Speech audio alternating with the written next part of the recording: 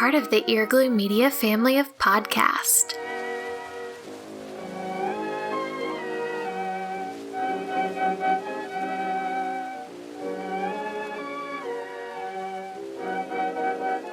You're listening to Petticoats and Poppies. History Girls at the Movies.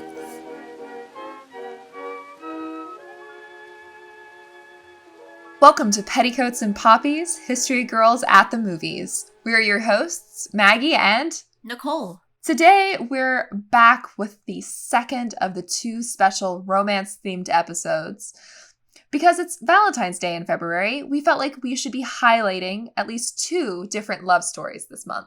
And whereas the last episode that we did on Shakespeare in Love was basically us saying, this is a really great fun film, even though it's terribly historically inaccurate, today we're going to talk about Ammonite and why that film ultimately sort of fails, I think, in what it's trying to do.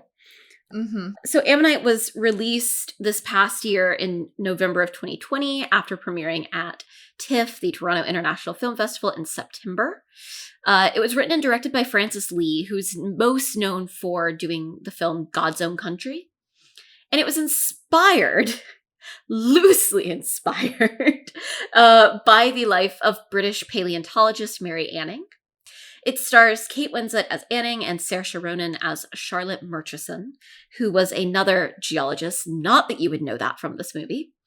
The cast also includes Gemma Jones, James McArdle, and Fiona Shaw. And it received middling reviews, leaning positive. It is a lesbian love story. It is my least favorite of the three lesbian romance period dramas that came out last year. You can listen to me on our Next Best Picture podcast review of this episode. I basically ended that episode by saying, anyways, you should watch Summerland. But it drew a lot of comparisons to Portrait of a Lady on Fire whenever it came out. And in some ways unfairly, because this film was actually in development, like I think actually before that film even began, much less came out. Obviously, Portrait of a Lady on Fire is a masterpiece, and this is not. They both do feature like period drama lesbians near the ocean, so I guess I kind of understand what's happening. I did not know that was going to be a cinematic universe. It was. 2020 was the cinematic universe of that. Yeah. But there was some backlash whenever it came out because there is no evidence that Mary Anning was a lesbian. And the director, Francis Lee, said, after seeing queer history be routinely straightened throughout culture and given a historical figure where there is no evidence whatsoever of a heterosexual relationship, is it not permissible to view that person within another context? And that's something that we are going to touch on in a bit. But I do think it is it's part of an interesting trend of taking historical figures who were not known to be gay or lesbian or queer or whatever term, whatever modern term we might put to it, and making films about them as if they are. And that's something we've seen a bit of recently. It's always an interesting thing to me in that there are so many queer historical figures that you could make a film about. To choose one who wasn't is interesting. But I don't really have any big issue with it most of the time. And my most of the time is when there's a chance for bisexual representation and they don't give that. I think that this movie is frustratingly close to being good. It has a lot of good elements in it, in particular the craft work and the acting, but I have about 1,000 issues with the screenplay, which we will continue to get into as this review goes on. I really enjoy the costumes in this. I love bonnets, so this film really delivers on that for me. I like how gritty and real the whole production feels. It really captures, I think, in some ways, like how coarse this time period really was, especially in a small town like Lyme Regis, where it's set.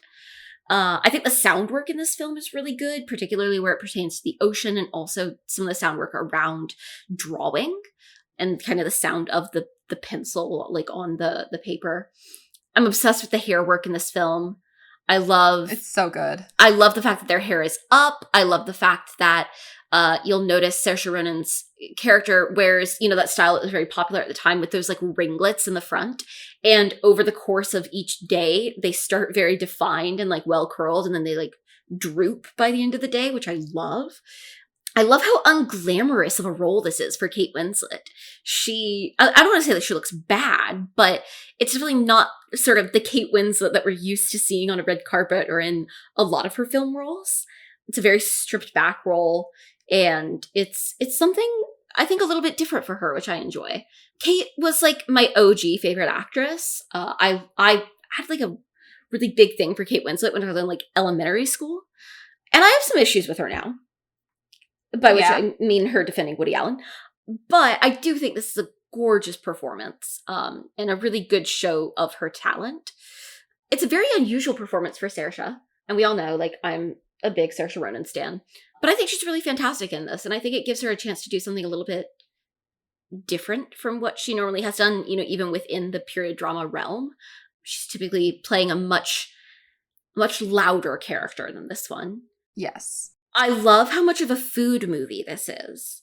It was my second time watching it because I watched this back whenever it came out to do a review of it. I wrote a review for In Their Own League, and I was on the podcast episode for Next Best Picture. And so this was my first time rewatching it, and I'd kind of forgotten like just how much food features in it. There's a lot of scenes of like food preparation, of characters eating, which I always really enjoy, like as someone who loves food. The way that they portray Roderick Murchison in this movie. Oh my God. They make him seem like such a jerk. Like, some of those lines that he has towards Charlotte early on in the film are so cutting. They're so cutting. Like that scene where they're in the restaurant or like the, the dining room of the inn or whatever. And he orders this like big lavish meal for himself with like oysters and like roast beef or whatever and like 4 different sides. And then he's like, my wife will have the white fish with no sauce. That's it. I was like, I'm gonna punch him. But I think, there is some interesting class commentary going on in the film. I like the way that it kind of contrasts Charlotte Murchison and Mary Anning in that way. I think they make an attempt to sort of show the plight of women in this time. I really wish that all of this had gone deeper. I think there was a lot of missed opportunities to explore some of these themes more deeply, like that class consciousness, like what it meant to be a woman, particularly what it meant to be a female scientist in this time. They introduced this idea of a woman who is recovering from the loss of a child, and then don't really do anything with it, which frustrated me. And I also think that it would have been a better movie if they had focused less on the romance and more as a character study of Mary Anning, a really fascinating woman that there's actually like a lot of movement right now towards recognizing more. I don't know if they actually succeeded or not, but I know that there was a campaign in Britain to get a statue of her made. I think they did succeed because when I mentioned it to my mom, she was like, I feel like I saw something, and she like reads all the stuff about archaeology and all the history stuff in Britain. So it's definitely either up or very close to being up. I also know there's a musical being written about Mary Anning right now, which is pretty exciting. And, I have no issues with them portraying Mary Anning as a lesbian, particularly, like, there is no evidence that she was, but there's also no evidence of her having a relationship with a man either, so she kind of is a blank slate. We actually don't know that much about her personally, which I'll go into that later. But I do have a lot of issues with the way that she, and more so with the way that Charlotte Murchison are portrayed, and so that's why later I'm going to give y'all full biographies of both of them to right the wrongs, because I feel particularly bad for Charlotte Murchison for the fact that, like, especially in movies like this, and I think I've probably brought this up on here before, but like, whenever you're making a movie about a historical figure and it's highly likely that that movie is all that the general public will ever know of that person. And yes, I'm sliding The Favorite right now. I have huge issues with underplaying their achievements and underplaying their strong qualities. It's different if you're making a movie about Shakespeare, if you're making a movie about Elizabeth I, and people already are gonna know something, and they're gonna have plenty of chances to find out more about that figure, I feel a little bit differently. But this is probably the first time most people have ever heard of these women, and may very well be the last time they ever hear of them. So I think that gives you a special sort of responsibility to do right by them, and I don't think that was accomplished. I agree. And I'm so glad that you mentioned The Favorite, because I was thinking about The Favorite when I was trying to figure out what it was about this film that just did not work for me. First off, I just want to say that nobody warned me that there was a penis. And I was very much drinking my coffee when that appeared, and I was not happy about it. Nobody wants an unexpected penis to appear when they're watching TV. Okay, first of all, like, of all the movies that you wouldn't expect to see that in, the movie about the period drama Lesbians, like, I forgot that it was in there, and so, like, I was watching it while eating my dinner, and I was like, put it away. I, like, truly have blocked it out. Like, I guess, you know how you can, like, block trauma? I think that's what occurred. Oh my God. I am traumatized 12 hours later, and I'm still traumatized. But, you know, going off what you were talking about just a few minutes ago, about not having an issue with them choosing to portray them in this way, I fully agree. I don't have an issue with that outside of the fact that this just fell in line with the depressed white lesbian history film genre thing, which, can we move away from it? Are lesbians allowed to have electricity and be happy? Like, come on, let's mix it up some. 2022, I'm looking at you. Give us something new. But I think that, you know, the issue that I had with this film was the fact that it has a male director. And I felt like that was my same issue with The Favorite, was that there's these,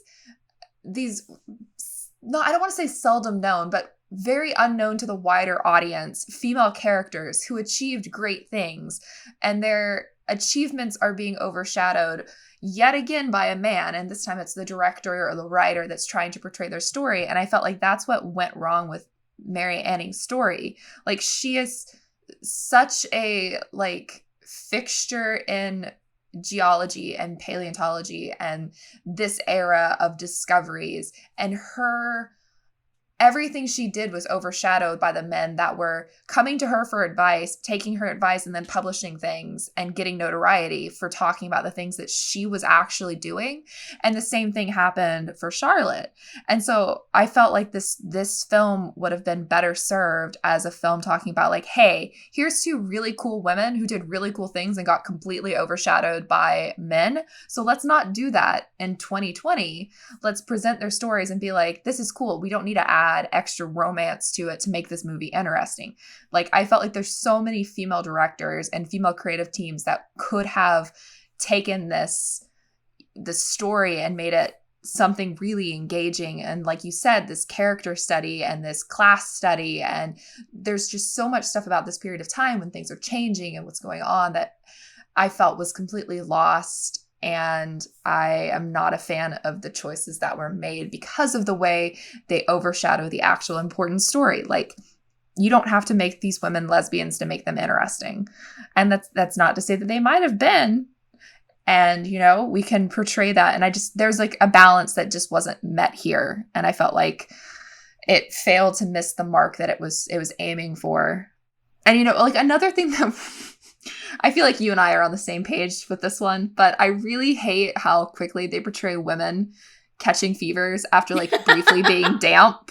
Yep. I'm like, I know that people caught fevers often in the 19th century. That's a thing. People got malaria. They got, you know, yellow fever, scarlet fever, all these different fevers. It was a thing. But there's this trope in historic films where it's like, oh, this lady got wet. I guess she's going to be absolutely catatonic in bed. Like, I'm sorry. I've had like 3 really bad fevers in my life, knock on wood. And you don't go catatonic that quickly. Like, it's such, and I see this so often, again, in men making films. And maybe I'm sorry if I'm coming off like a male director hater. I just wrote an article last week about the female gaze. And when I was researching for that article, I saw people mentioning this movie as a movie about female gaze. And it's not. It's about a man still overshadowing women's accomplishments. in 2020. So I have a lot of issues with certain types of female stories not being represented correctly. And yeah, this movie just hit the mark, like hit no marks that it was trying to go for. And if I was giving this an out of 10, it's like a 4 out of 10 for me. Like, it's a do not watch again. I had to pause like 3 times while watching it because I was so bored out of my mind with what they were doing. And it's a lovely film. There's so much stuff that is working for it, but it's the things that aren't working for it that overshadow. I feel like it says a lot that I texted one of my friends while I was watching it. And I was like, so I'm watching Ammonite again. And his response was, why? It's a film I had never planned to watch again. And I did for the sake of this podcast because I wanted to be fresh on it. I also have to say, I hate the fact that like they mentioned that Charlotte's been diagnosed with melancholia, which like was a dumb thing that women got diagnosed with, where they were like, oh, she's sad. And it's like, you know, and hey, mental health is important. I'm not saying that like that's not real, but it's like then you realize that like no, she's just lost a child. Like that's not what? And I wish that they had like, I mean, if they were gonna do it, I wish they'd actually delved into it. Yeah, because that's a major plot point for that character. Yep. And it, again, if a woman was directing it and writing it, it probably would have been handled differently. It's these little things that are unique experiences that some people just can't capture. Yeah. So basically, now that we've ranted all about how this film does not capture these women, I thought the best thing to do would be to give a little history lesson on each of them. So, you know, Frances Lee, here's what you missed. Yes. Mary Anning was a British paleontologist and fossil collector. She lived in Lyme Regis her entire life, from when she was born in from when she was born in 1799 until her death in 1847. Lyme Regis is actually sometimes still called the Jurassic Coast, and discoveries there are still being made. It's an area that is particularly rich in Ammonite, you know, pointing at the screen whenever you see why it's named what it's named. And it's a place that a lot of fossils were discovered. Mary's father, Richard Anning, was a cabinet maker and an amateur fossil collector, and Mary started joining him while he was hunting for fossils on the beach when she was just a little girl. Now, Mary's mother, also named Mary, had 9 or 10 children. Sources differ on that, but only Mary and her brother Joseph survived to adulthood. An interesting thing that I found out about her family is that her parents, and later her, were religious dissenters. They were Protestants who were not members of the Church of England. And that's another reason that she actually had difficulty being accepted into society and into even the scientific society of the time. They were a very poor family, and they always struggled for money. And Mary's father died when she was 11, and that only made things worse. Her mother, again, also Mary, encouraged her to start selling fossils that she found to help bring in money, along with her brother, who was also working at the time. Mary and her mom and her brother were all very involved in the fossil hunting. A lot of things that Mary actually is given credit for at a young age were actually sort of her and her brother together, which I thought was interesting. In 1811, when she was 12, she excavated, and I'm so sorry, I'm going to butcher every like scientific name that I say in this whole podcast. I just know that. She excavated the first ichthyosaur? Ichthyosaur? Yeah, sure. It's a marine reptile from prehistoric times. What's interesting is her brother actually discovered it, but she's the one who excavated it. And you know what? She gets the credit because she did the hard work, so she deserves it.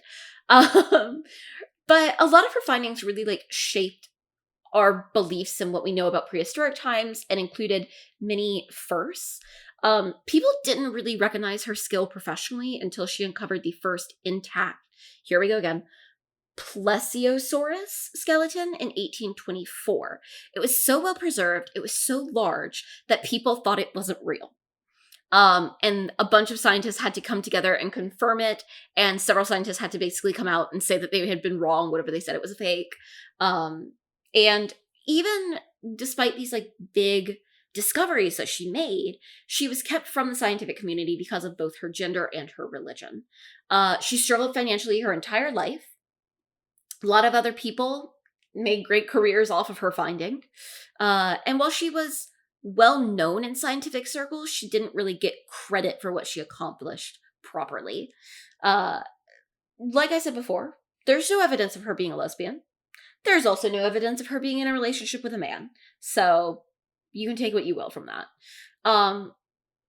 She died of breast cancer in 1847, and she is buried in the church in Lyme Regis. Like I said before, there's actually not that much known about her personally. Most of what we know is more about her scientific discoveries and the fossils that she collected and sold. You can still see several of her finds today in the Natural Museum of History in London. And one thing that I thought was really interesting is that in February of 1865, Charles Dickens, who we talked about back in December, wrote an article about her for his magazine All the Year Round. And it focused on the way that she had overcome obstacles like the skepticism and derision of the people in her town and her gender and being poor to be able to make all of these scientific discoveries, which I thought was very interesting and kind of unexpected. So that's what you missed. But essentially, she's an incredibly important scientific figure. But also, I think one of those kind of tragic stories of someone who never got recognized in their lifetime, never was financially stable. I think it's important that today we recognize her and how much she discovered and how important she was to the field, since she didn't get that in her own lifetime. Yes. So I'm really hoping for like another movie to be made about her in the future to talk more about her accomplishments. So the film kind of briefly goes into the Geological Society of London. So I thought I would briefly give you a little bit more backstory about what they were, who they were. It's short. I didn't want to bore anybody because it is talking about rocks. But the society was formed in 1807 at a dinner at the Freemasons Tavern, which formerly stood at the site of the modern Connaught Rooms, which is at Great Queen Street in Covent Garden, which I thought was nice that they gave a nice little description of exactly where it started. At this meeting, they resolved that this is a quote, that there be forthwith instituted a geological society for the purpose of making geologists acquainted with each other, of stimulating their zeal, of inducing them to adopt one nomenclature, of facilitating the communications of new facts, and of ascertaining what is known in their science and what remains to be discovered. Mary's second major discovery was of a 9-foot-long animal with a small head like turtle but a very long neck.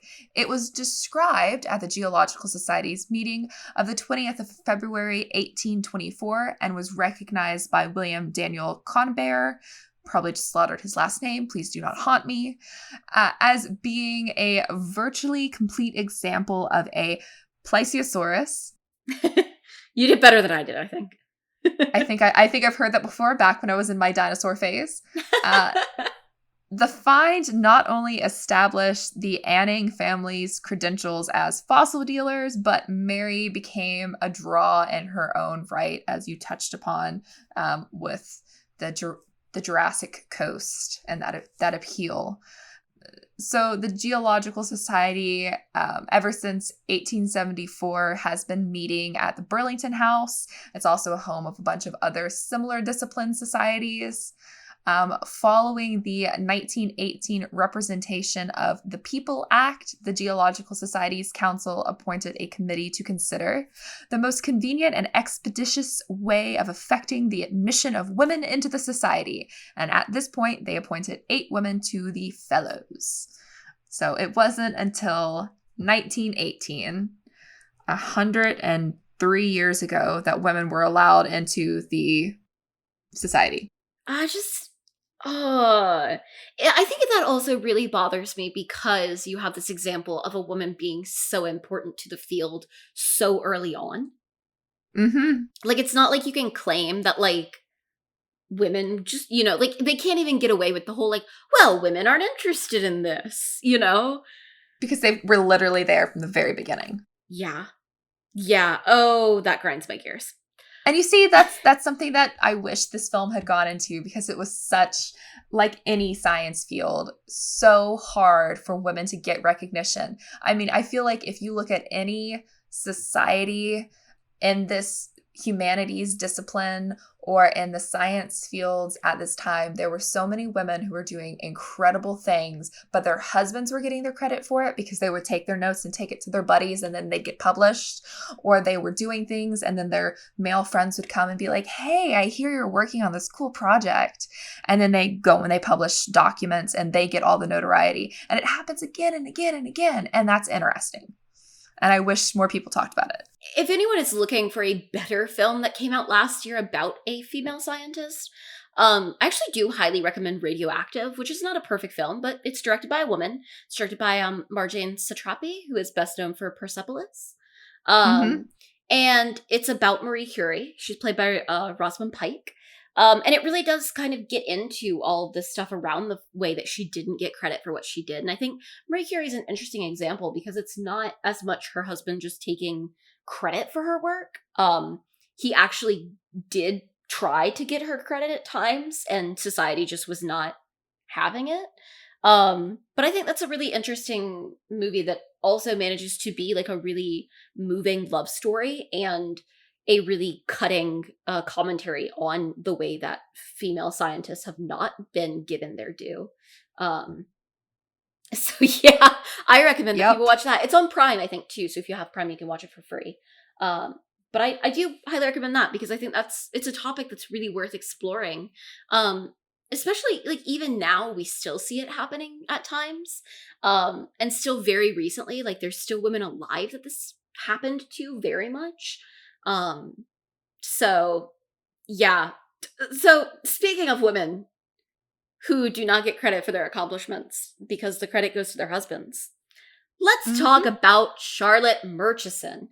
I'd like to start this out by saying I think Saoirse Ronan does a great job with her role in the movie.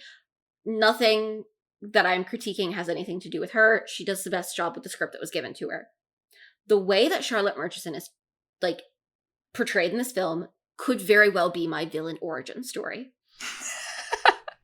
So I love this so much. Charlotte Murchison was a British geologist born in April of 1788, which if you can do math, and I barely can, but I can do this math, makes her 11 years Mary Anning's senior.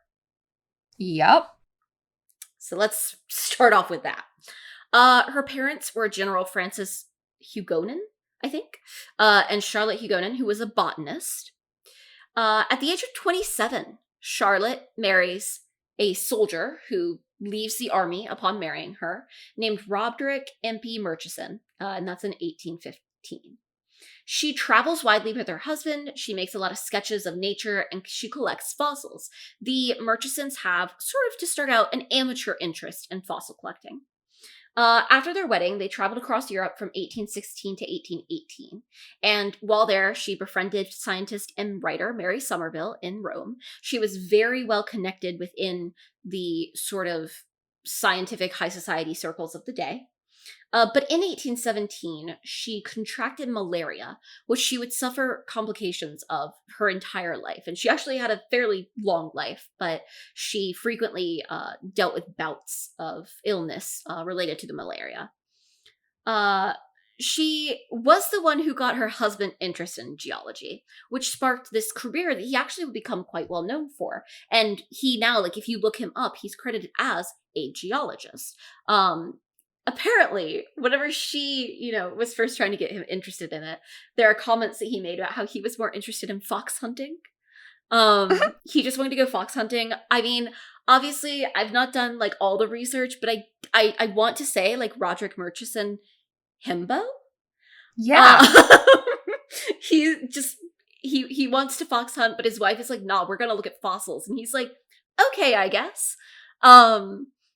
They befriend a lot of other geologists and scientists, and she's believed to have contributed very significantly to her husband's career. She definitely was the one doing all the drawings. And likely today, if his works were being published, she would be credited as a co-author. And from what I could tell, they had a fairly happy relationship. Obviously, like, he went along with her on this whole geology thing. So I think that says something. Now, It is true. She and Mary Anning did meet.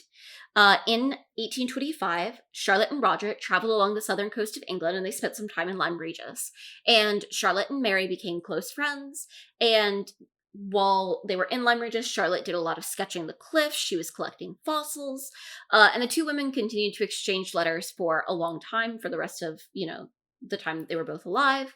And actually, whenever Mary Anning came to London in 1829, she stayed with the Murchisons. So I think that what's more interesting about this than what we see in the movie, regardless, I mean, whatever you want to read in terms of was there a romantic aspect to their relationship, they definitely were meeting as two intellectuals, as two female scientists who were doing this work, interested in the same things, not really getting credit for it. And so I would love to know more about their conversations that they were probably having, because they definitely were like an intellectual match, which I think is really interesting. Charlotte Murchison actually, so she was close friends with Charles Lyell, and she eventually convinced him to let women attend his geology lectures at King's College London. Obviously, women wouldn't be allowed to attend until much later in a formal way, but she did convince him to let women actually come and sit in on his lectures. And I think that part of that is just that she was an example of a woman who was a geologist, who was very well connected. And I think that's a big difference between her and Mary. In 1838, Charlotte's mother died, and Charlotte inherited a large fortune that she essentially used to fund her husband's career as a geologist. From that point on, the couple didn't have to worry about money at all. They could just do their science thing.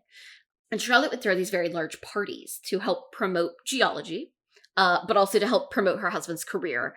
And she would invite all of the fancy scientists of the day, but also, the wealthy high society people of London, and helped get them interested in geology and helped get that support for what had before this period kind of been seen as a lower class, lesser type of science, if you will, and wasn't really taken altogether seriously. And she helped get interest in that, and through interest, of course, funding. It almost reminds me in some ways of, we talk a lot about French salons, both early on in the Enlightenment and then later the art salons, and it definitely has that sort of a feeling to it. Charlotte Murchison died in 1869 in her home in London, and she's buried in Brompton Cemetery, and she has been, I think, largely forgotten by history. Yes. There's definitely not as much information about her that you can easily find as there is about Mary Anning, which is interesting because from what I can tell, there's definitely more sources about her. We have more of her writings and things like that because, like I said, Mary Anning, we don't know much about her personally. But unfortunately, she is one of those figures that has really been lost to time. And I really hope that, maybe we won't get another Mary Anning movie, at least not anytime soon. But I would love to see a proper Charlotte Murchison, biopic, because I think that she's a really fascinating figure. And I think that the ways in which she sort of was able to utilize sort of this more traditional role, this more traditional feminine role, like as a hostess and as, a wife, to further her own scientific work is really fascinating. Oh, yeah. And I feel like a lot of women did that at that time. Absolutely. They knew how to work the system that they were stuck in. Mm-hmm. All right. So I feel like we've talked a little bit about costumes and hair as we talked about our first impressions, but I thought I would give a little background on the costumes. These costumes were designed by Michael O'Connor. You've seen his work in the 2011 Jane Eyre, which happens to be my least favorite Jane Eyre. And he also did The Duchess, as well as a bunch of other period pieces. If you look at his International Movie Database, you'll instantly be like, oh yeah, I recognize that. And when I was watching this, I was like, oh, this does look like the style from Jane Eyre. Once I looked up who was working on these costumes, I was like, okay, that makes sense. That makes so much sense in my mind. Right? It does baffle me. Even The Duchess. It does baffle me a little bit that he also did The Duchess, because and I do like the costumes in this movie, because I think that they fit quite well. But they are, on the whole, rather drab. Oh, they're so drab. So I found a few interviews where it was noted that Yet again, the director had some very clear ideas about where he was wanting things to go and had asked Michael to avoid using red in any scenes except for scenes that were meant to have either romantic connotations or were like specifically romantic scenes. He also wanted to work with more neutral sea tones to fit in with the locations of the film, which is what gives it this more like drab appearance. I also found this one little like soundbite that I thought was funny, where Michael said that he had somebody dressed in like a brown, and Francis was like, "That's red," and I was like, no, but okay. But it was clear the director had this very clear image for what he was building, and I think overall it works. There's a lot of little details that they mentioned. Like there is a capelet that Shirsa wears when they're out on the coast, and they said you can't see it on the camera, but there's like a coral pattern and like shell pattern in the fabric. So they went with like very subtle patterns. There are some references to what Mary Anning would have dressed like. She had, I think it was 2 portraits that were done by like friends who knew her. Mm-hmm. And she did dress rather like dowdy. And she would have wore those like trousers under her dresses for when she was out on the coast. So she had to have these more very practical, very utilitarian styles. I believe I read that Michael like researched fishermen and it's like people who work down by the docks and what sort of fabrics they would have used to help with the chill and water, and kind of infuse that into Mary's costumes.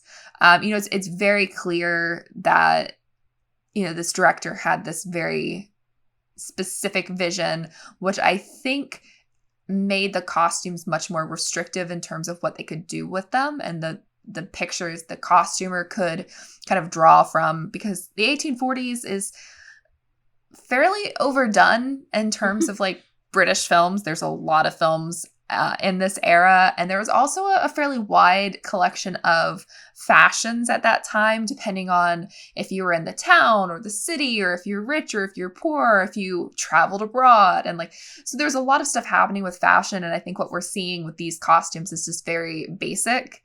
Some of the stuff that they had Charlotte in worked nicely. Her mourning pieces, I found where 2 of her dresses are the same dress. They just took the sleeves off depending on like the scene. So which was nice because that is exactly what they would have done with actual dresses at the time. So I do give them kudos for reusing costumes. Same with Mary. Some of her pieces are reused again because obviously they were not wealthy and would not have had a bunch of clothes just lying around. And like you said earlier, I thought the hair was fantastic. Everybody's hair was up except for the ringlets that Charlotte wore. That is like my biggest pet peeve with historical films, is where they have girls running around with their hair down. And I'm like, no, it doesn't even look good, because so many people's hair doesn't like hold curl well. And so often they'll like keep people's hair down to show off their curls, but they just look messy. And there's like been this trend here lately in historical films, and it just like really, that is my villain origin story. And so I really liked the utilization of how hair falls throughout the day. Like you mentioned, having these curls start out really nice during the day, like morning, and then slowly start to lose their curl. Like whatever hair designer was like, let's do this. It worked. It was noticeable. Thank you for your service. And I love the bonnets. There's so many great bonnets and so many great pieces. And it was, shockingly accurate. But the lack of color, again, kind of leaning into this depressed lesbians at the beach thing. That's not working for me. Yeah, I do like the fact that Mary's clothing in particular feels quite practical.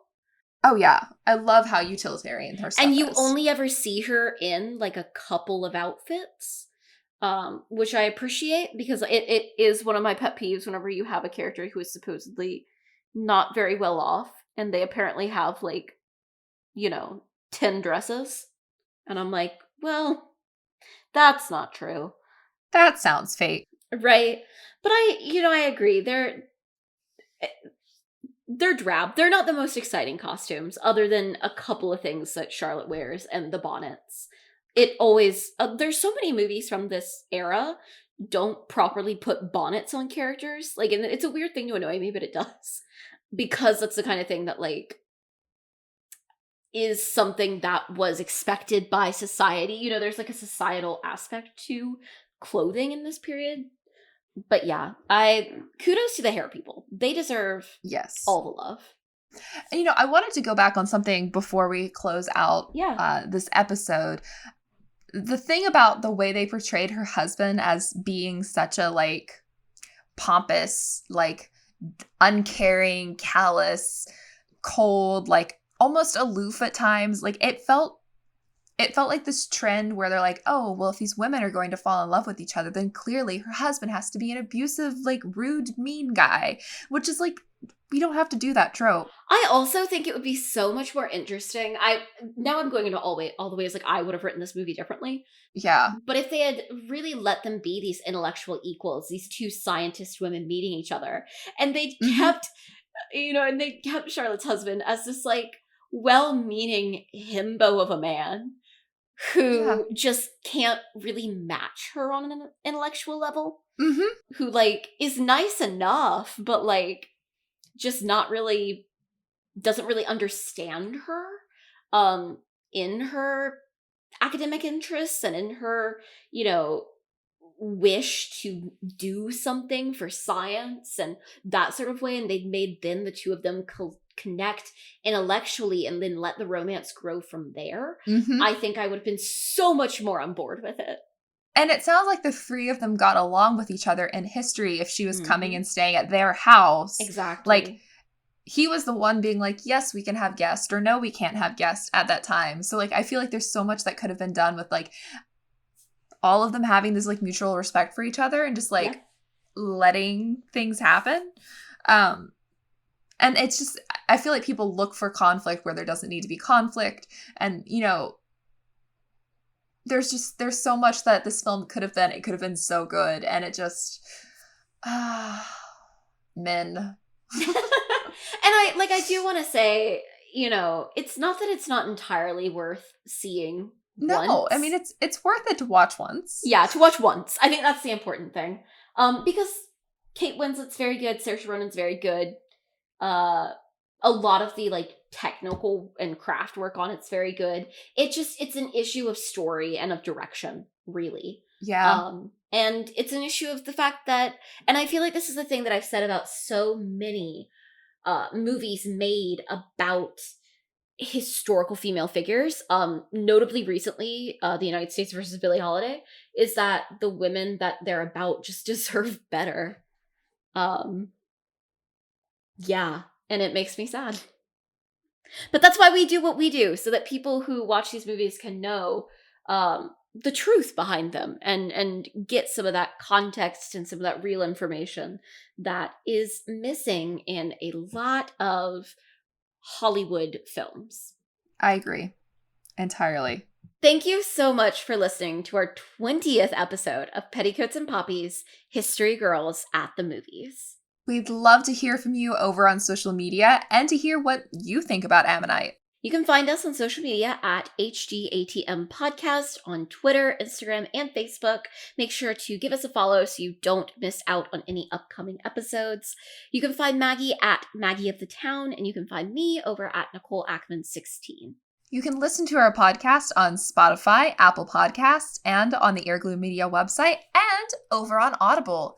If you like what you hear, don't forget to leave us a rating on Apple Podcasts or over on Podchaser. Every few episodes, we'll be reading your reviews, so be sure to leave us one if you would like to be featured. We'll be back soon with another episode as we continue to look at period films from a history and film perspective. Until then, stay safe and healthy.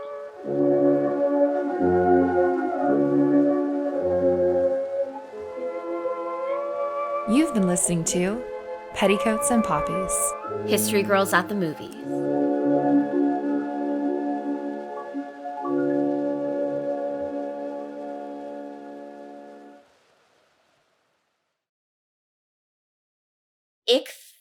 Ichthyosaur? Lesiosaurus? I think I've heard that before back when I was in my dinosaur phase.